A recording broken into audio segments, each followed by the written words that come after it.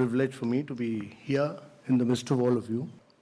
Great pleasure because I've been closely associated with all of you in the direct selling industry. My belief always has been that the direct selling industry adds hugely to economic activity.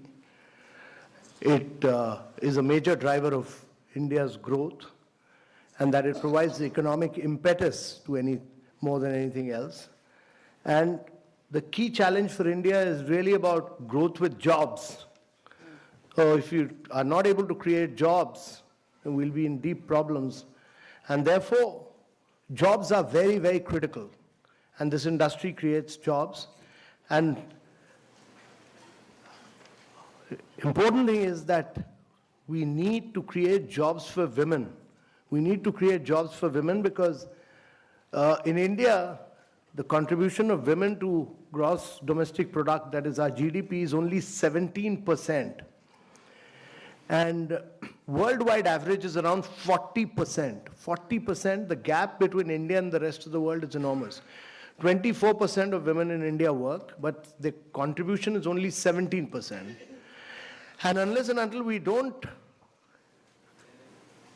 as a conscious policy, have gender parity, there are many more women to become economic drivers of growth, it will be very difficult for India to grow. And actually, if we are able to create gender parity, have 40% women working, we'll be adding $700 billion to India's GDP.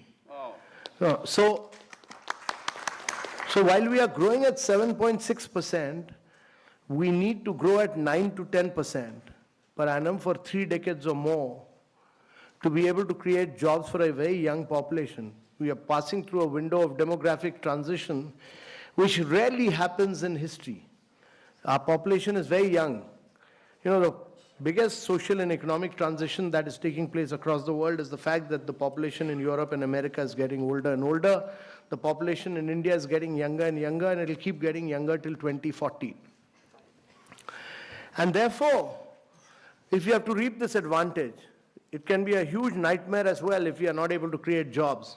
So if you have to create jobs, there are only 2 ways. One is to push manufacturing in a very big way, and the other is to push direct selling. Yeah. So that many of you create jobs, you should also be able to do, right now many of you don't do manufacturing in India. Amway has started doing manufacturing in India, I know. So my compliments to, they've set up a big plant in South India. I have not seen it, but I've seen photographs of it, so I appreciate what Amway has done. But each one of the companies must start doing manufacturing in India. If you're going to sell, while we have brought systems, we've brought discipline, we've brought guidelines, we've done this, we drafted this long time back. It took Ministry of Consumer Affairs some time, but they finally issued those guidelines. So there's now everybody in government accepts that there are Government of India guidelines, clear guidelines. How you people are an integral part of now, that has given respectability. Earlier, you people were, many states, Kerala, West Bengal, many of you were seen as people who were doing chit funds. You're not doing chit funds. You are doing a very respectable profession. You are economic drivers of growth for India. So we respect that. And that has now been recognized. That has now been recognized that government has, by issuing these guidelines, clearly recognized that you are major players of India's economy, that you significantly contribute to India's economy, that you are adding to India's growth and wealth, and that you are creating jobs. And therefore, getting out with these guidelines were very important.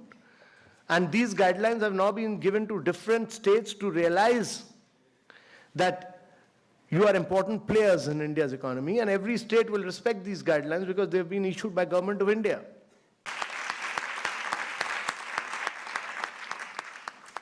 I wish you all the very best. I wish you all grow and prosper. I wish your companies prosper. And I wish both all of you and your families all the best, and may you become the key agents of change in India. Thank you very much, ladies and gentlemen. Fabulous.